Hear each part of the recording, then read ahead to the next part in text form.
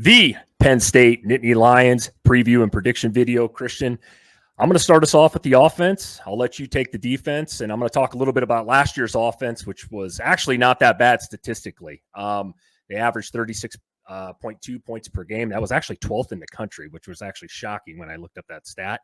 They averaged exactly 400 yards per game, and that was just inside the top 50 last season.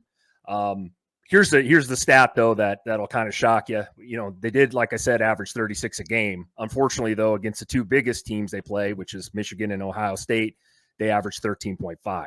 That's just not enough to get it done. Don't get me wrong. Those defenses were really good for Michigan and Ohio State last year, but yeah, going to have to be better this season. And speaking of this season, don't crucify me if I pronounce this name wrong. They bring in a new offensive coordinator in Andy Kotelnicki, I think, from Kansas, who's done a great job down there under Lance Leopold. So he's the new offensive coordinator.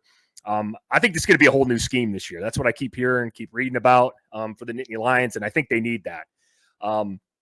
We know they bring back quarterback Drew Aller, who did boast a 25-2 touchdown to interception ratio. So that's pretty goddamn good. I mean, the guy didn't turn the ball over at all last year, which is great. But they're going to need a little more production out of him, especially on third down. Another position that they're going to need some help at is wide receiver. We've talked about this at length this offseason with Penn State. They did bring in, though, a big name. I know my Huskers wanted him pretty bad as well, which is Julian Fleming from Ohio State. He's played a lot of football. Unfortunately, the kid's had a lot of injuries as well, but he should anchor that wide receiver core if he can stay healthy. We know what the backfield is with Penn State. You don't get much better than the 1-2 combo they have in Nick Singleton and Katron Allen. These guys are back again. They dominated last year. And then at tight end, they got one of the better tight ends in the country as well as Tyler Warren. He had 7 touchdowns last year. And the offensive line, Christian, they did lose 3 starters. They lost that All-American guy, I think is Olu Fashionanu. I know he was drafted pretty high. He was really, really good. But I do feel like, James Franklin in the time at Penn State, man, he's always had good lines. They like to run the football. I don't see it much of a drop-off, if any, this year. Like I said, I think they're going to pound the rock, but they do need to throw it better. So offensively, like I said, that's going to be the big question mark for me this season. Christian, why don't you tell me about that vaunted Penn State defense, though? Yeah, Chris, you said it. I mean, listen, it doesn't get much better than what Penn State's defense was last year. They ranked number 2 in the country in total defense. But here's the thing. They bring in Tom Allen, the former Indiana head coach, to run their defense. Again, we talk about it. They finished number 2 in the total defense last year. So he's got a good group to work with.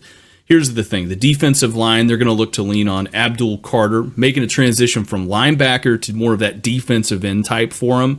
He had 4.5 sacks last year. Okay, I look for him to add to that total this year, and let's see if he can do a little bit more. The linebacker is going to be led by Kobe King. He had 59 tackles last year, which was pretty good for him.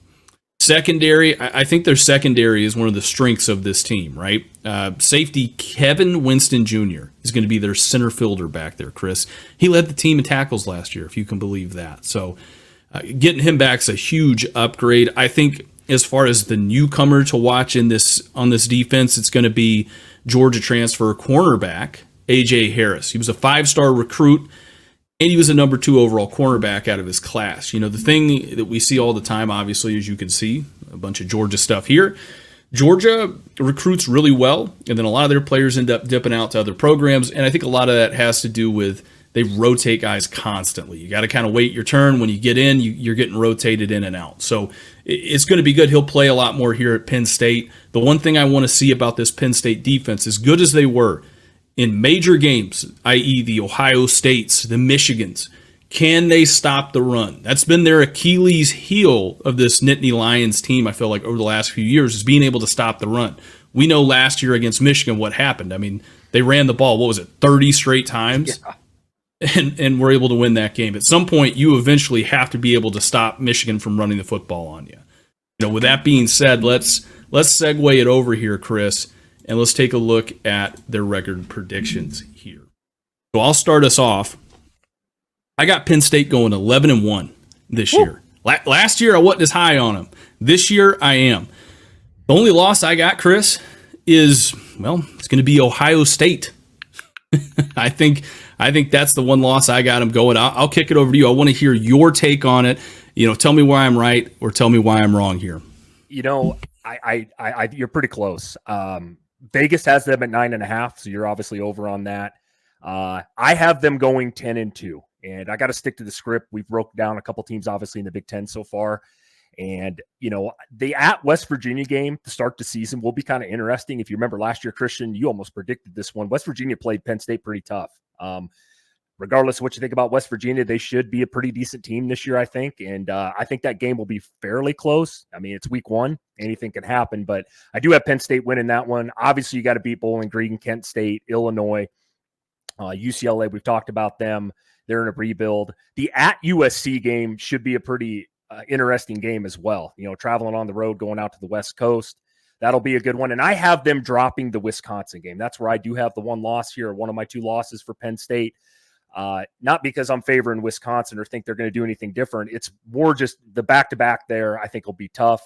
And then you obviously got to play Ohio State. That's kind of a tough 3-game stretch there. USC, Wisconsin, and Ohio State. 2 of those are on the road. So I have them dropping the Wisconsin and Ohio State games. I have them beating Washington, obviously at Purdue, at Minnesota. Those are 2 of the worst teams in the Big Ten.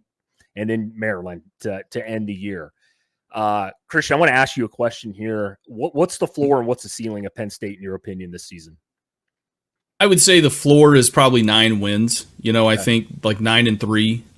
The West Virginia game to start the year off, West Virginia was a good football team last year. And it was a really fun game to watch when they played. I think it was like the 2nd or 3rd week last year. The problem was West Virginia ran out of gas, I think, going into like halfway through the 3rd quarter, and Penn State stepped on their throat and closed that game out. Now, this year, it's the first game of the year. It's on the road for Penn State. It's not going to be an easy game. We know Neil Brown did enough last year to save his job. There was a lot of rumors out there that obviously Neil Brown's on the hot seat. And let me just tell you right now, there is a guy named Jimbo Fisher who's a West Virginian through and through, who's out of football right now. And if Neil Brown slips up this year, he's probably waiting to take his job, honestly. So, I think Neil Brown understands that. West Virginia is a program. I think they're in a good spot. Are they primed to beat Penn State to start the year off? Only time will tell. The problem is Penn State, over the last few years has been the number 3 team in the Big Ten, right? It's been Michigan, it's been Ohio State, and then Ohio State, then Michigan, right? Then Penn State. So they need to show me that they can step up and be that number 2 team again, at least in the Big Ten, right? For me, Chris, I'm looking at this after the West Virginia game. Let's say they win out. UCLA, again, should be an easy game. They get them at home. At USC, I still think Penn State's a more physical team. I think they'll be able to lean on that. Wisconsin to me doesn't have the bell cows that they've had in the past. They've got some good running backs there, but it's not like you got to worry about Braylon Allen running the football down your throat. But you're right, it's still not an easy game as they have to travel on the road to play Wisconsin. We already talked about Ohio State. Washington, not going to, they're going to probably be rebuilding this year. Purdue, Minnesota, Maryland. I mean, come on. Penn State should beat those teams pretty easy. I think the best case scenario for Penn State, we need to talk about that, is potentially going undefeated, right? I mean, that is the best case. If you're going to say they're going 11-1, they played Ohio State pretty close as they do every year. At some point, the fan base is going to want to see James Franklin win against Ohio State, right? I mean, the same way that the Ohio State fans want to see Ryan Day win a national title, I think Penn State fans arguably can demand that from James Franklin. So, that's what I think as far as ceiling and floor are concerned. Chris, what about you? Identical. I want to add this, and you just touched on it at the end, with the 12-0 thing. I've come on the show. You remember last year I was uber high on Penn State. And they disappointed last year. And I know they lost 2 games, and then they lost the bowl game to Ole Miss to end the year. But it's to me, it comes down to Drew Aller, man. I mean, yes, the stats, the TD to interception ratio is great. That's fine. But he's a highly recruited kid. I need to see more out of him when it comes to those big games, right? A la the Michigan, the Ohio States, the Oregons, those types of teams in the Big Ten now. I need to see more, and I'm off the James Franklin hype train, man. I got to see it to believe it with this guy finally. I mean, he's been there for quite some time. He's had really, really, really good teams, and I think in previous years, even with the 14 playoff, if it would have been a 12, I think Penn State would be getting in every single year. I really do. I think they're good teams. It's just they need to beat one of these two teams. And like I said, they don't have Michigan this year. They have Ohio State. Could Penn State win that game? Absolutely. They do get them at home. And if Drew Aller plays well and one of those wide receivers steps up, I think Penn State has a really good chance to do something special this year and be one of the best teams in the Big Ten. So, yeah, I agree, Christian. 9-3 probably the floor, 12-0 the ceiling.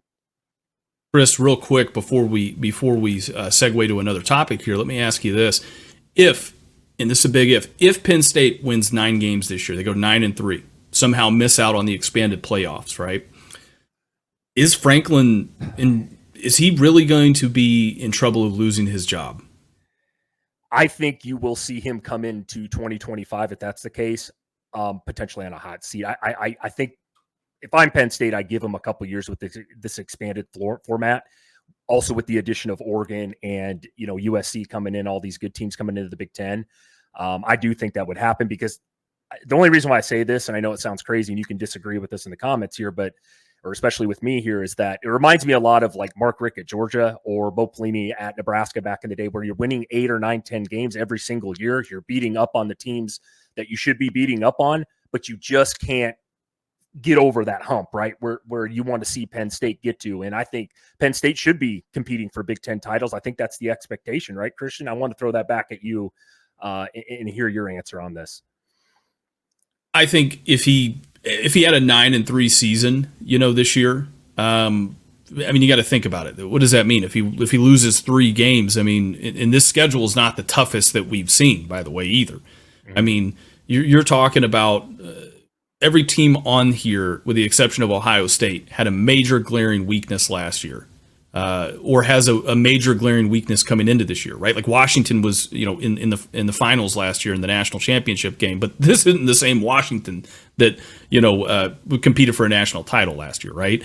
Again, you're looking at what Penn State should do. We've put out tons of videos on Penn State over the years and our expectations for them, and the fan base is just as rabid, and rightfully so, just as hungry for some success on the national level as ever. And so I think a program like Penn State, that environment that we talk about all the time in Happy Valley, I mean, is one of the best in college football.